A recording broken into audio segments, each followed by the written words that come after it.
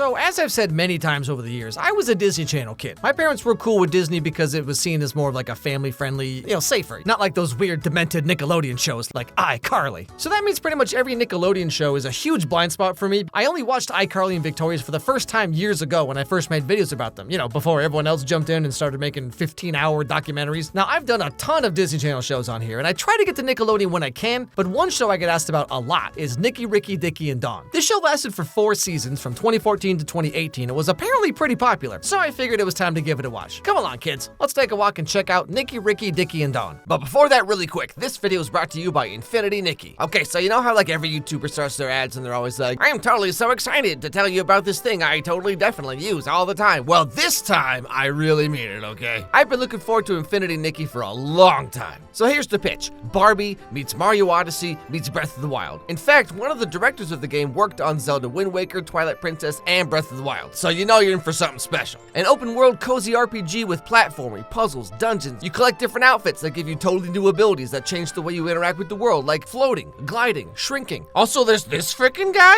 I mean, seriously, this game was made for me. All the best parts of Breath of the Wild, but just more and better. I mean, come on, look at this world. You know who's real tired of like post-apocalyptic, brown, gray, gritty games? Me! And now we got this game where you can explore a world that looks like this by running, jumping, levitating, hot air balloons? Sure, why not? Or you can spend your time doing all the cozy stuff you want, like fishing, catching bugs, animal husbandry. This game is like everything I've ever wanted. You can pet the cats, guys! Infinity Nikki already has over 30 million pre-registrations, and it's out right now for PS5, PC, and mobile for free. That's right, you can download and start playing for free. In fact, if you download the game and use my code INGIFT1205, you can start playing the game for free with a bunch of in-game items and bonuses. So like, okay, seriously, if anything I've shown you here sounds or looks remotely appealing, download this game right now, use code INGIFT1205, and start having a magical time. Okay, back to the show.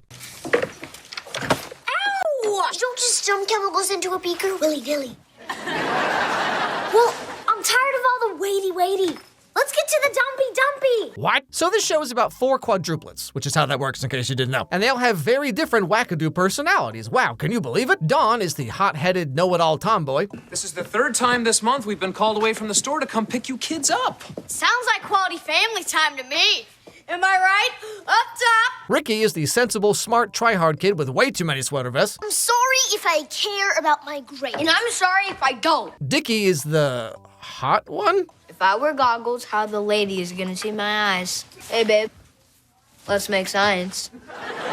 Sir, you are 10 years old. What is happening? Really makes you wonder how they hold auditions for roles like this. Like what do you tell people? Oh, hey guys, I'm coming to a city near you looking for some hot 10-year-olds. Also, like, real talk, if your parents name you Dicky, they do not love you. And finally, we have Nikki, who sure looks a lot like the mom's yoga instructor, if you ask me. Because we're their children. We're quadruplets. Quadruplets? I look more like you two than him. So as you can probably imagine, being siblings, they fight about everything. Each one of them thinks that they're right and they argue all the time, as literally every sibling ever does since ever. It's their fault. Everything always has to be their way. Well, I'm sorry if I care about my grades. And I'm sorry if I don't. I'm sorry, I bit you all in the womb. Oh, bit us in the womb, right? Oh, come on. Guys. And I mean, trust me, I know a thing or two about this, okay? Because I have 3 older brothers, and after a while, you start to get pretty good at escaping from pagan ritual sacrifice. People who grew up as an only child will ask people with siblings what it was like, and then we all just get like Vietnam flashback 1,000-yard stares. And the thing is, like, this is literally just the entire show, though. Like, usually these shows have some kind of hook, right? Thundermans is about annoying superheroes. Henry Danger is about annoying superheroes. iCarly is about what if kids had infinite money somehow. Drake and Josh is about a fat kid. But this show is just about siblings who fight, and like, that's it. It's actually kind of hard for me to make a video about, honestly. But anyway, so in the pilot episode, the dad owns this like sporting goods store, I think, and he finally gets this rare sports jersey that's signed by his favorite player, and he's been looking for this thing for like years, apparently. Behold. This jersey was worn by Brownie Wilson, fabled hero of the gridiron from days of yore. I searched long and hard for this jersey, and now she's mine. Wow, you can sign it and everything. No one touches my number 2. So then this lady comes in with a dog looking to be adopted, and the kids really want this dog, okay? But their mom knows that they're just gonna fight over it, no one's gonna take care of it properly, and then the dog's gonna grow up and be like, shut up, get out of my room, you're not my real dad. But like I said, the kids really want this dog, so they try to suck up to their mom. Dad, you've always taught us that love means trusting each other. So if you really love us, isn't it time you trusted us? I trusted the dog is gonna give us worms. But he'll give us worms together. Well, when you put it that way, who could say no? So their mom and dad let them do a trial run of taking care of the dog. And right after this, while arguing about some dumb kind of whatever, they knock their dad's jersey onto the floor and then the dog pees on it. Put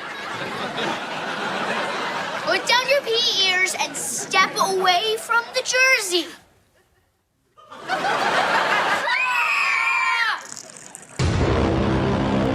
So we're not giving up now. We may have failed each other, but for the first time in our lives, we need to think of something bigger than the four of us. Well, that's not gonna be too hard, because y'all about 3 feet tall, 17 pounds each. So they enact this crazy plan to try to wash the jersey, but then the signature gets washed off, so they try to copy it. And just like the whole time, they're trying to hide this from their dad. And would you believe that nothing goes quite right? I was just doing a little research on antique jerseys, and it turns out they fade if they're exposed to too much sunlight. It'll wash those days of yore right off your old number 2. I'm starting to sense a pattern here with this show. And like the whole time they're doing this, they're just beating the crap out of this older lady who works at the store.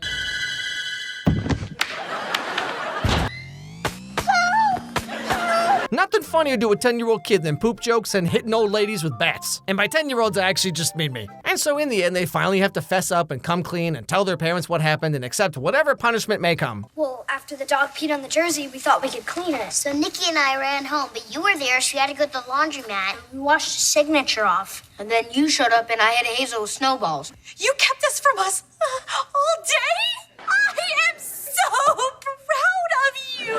Yeah, this is not how my parents would react whatsoever. You know when parents say stuff like, you can always tell us anything.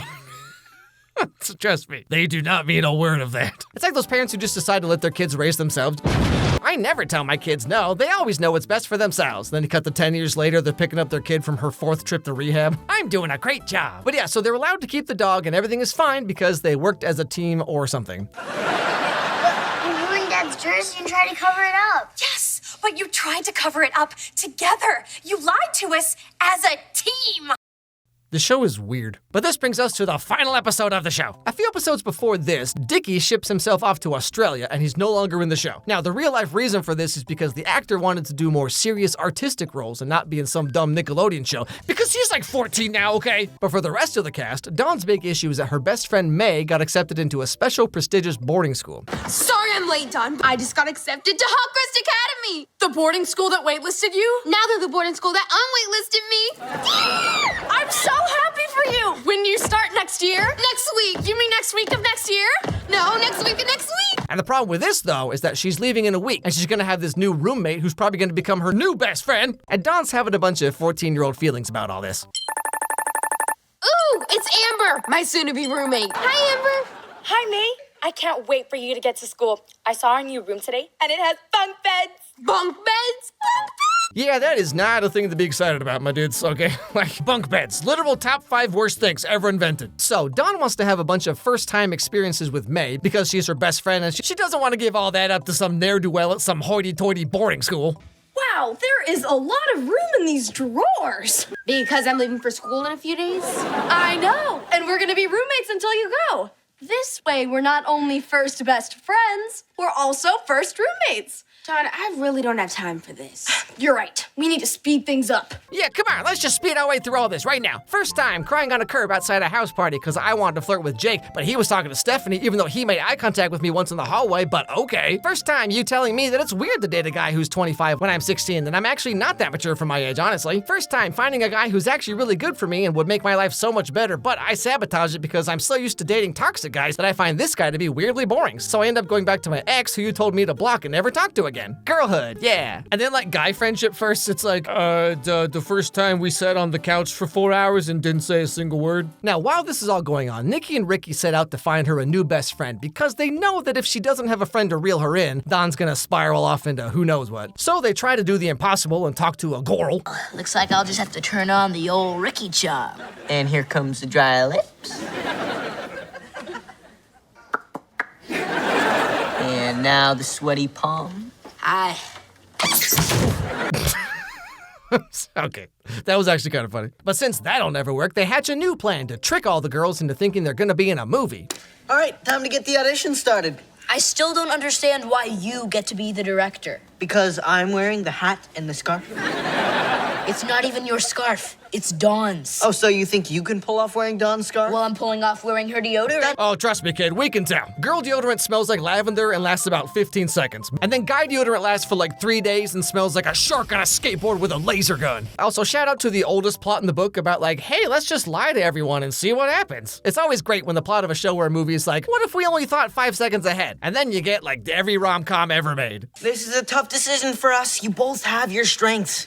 Marsha, your fearlessness, effort, butler and heated pool have really set you apart. And Danielle, the camera loves you.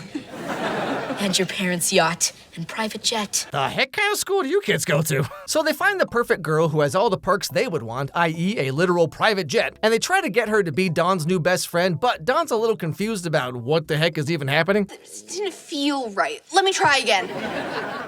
Maybe I should have an accent. I can't believe you guys. It's not what you think. So it's not that you were afraid I'd ruin your lives without May in town, so you faked producing a movie and auditioned girls to play the part of my new best friend? Well, yeah, when you put it like that, it sounds weird. But then, in the end, as you've probably already guessed, Dawn uses this girl's private jet and her gliding suit to fly into the airplane that May and her new roommate are using to skydive. I know, super cliche, right? And they both finally get to talking about their friendship and what they're feeling and all that dumb garbage. It should have been me and you jumping out of a plane together. Dawn, you and I would have never done this together. Why not? Because I'm scared to death. Skydiving actually seemed less scary than leaving you, my first best friend. Dawn, you and I will always be firsties, forever. Barf. You know, compared to this, guy friendships are ridiculous. Cause like, a guy could be another guy's best man at his wedding, and then it's like, yeah, I don't even know his last name. We were just both wearing the same Dragon Ball Z t-shirt at the gym, so we're like best friends now. And that's literally just where the show ends. Very unceremonious. Like, at least Dog with a Blog had a whole Broadway musical number, you know? This show just stops. Now, as for where all these kids have ended up since the show ended, the guy who plays Nikki went on to have a main role in The Umbrella Academy, which just ended recently. The guy who played Ricky has done a few small movies here and there, like To the Beat, Back to School. The girl who played Dawn just wrapped up a 5-season run of the ABC show A Million Little Things. And Dickie, who left the show early, remember that from like 4 minutes ago? Well, like I said, he left to do more serious artistic roles, like That 90s Show, which just ended earlier this year. So yeah, not much to say about this, honestly. It's a very whatever show. There's not much of a hook. The acting is absolutely terrible, almost as bad as Henry Danger. But a lot of people liked it. And at the end of the day, that's all that really matters, right? Hey everybody, thanks for watching this video. If you liked it, please watch another one, because that's how the algorithm works. So click on this one that's being recommended to you right now, right here on the screen. It actually helps a lot if you do that, because like that's how YouTube knows that my videos are worth caring about. Also, if you have any movies or TV shows you'd like to recommend, send me an email at alexmeyerscontact@gmail.com, and I'll put them on my absurdly long list of movies that I need to get to at some point. Anyway, hope I made your day a little bit better, and I'll see you all next time.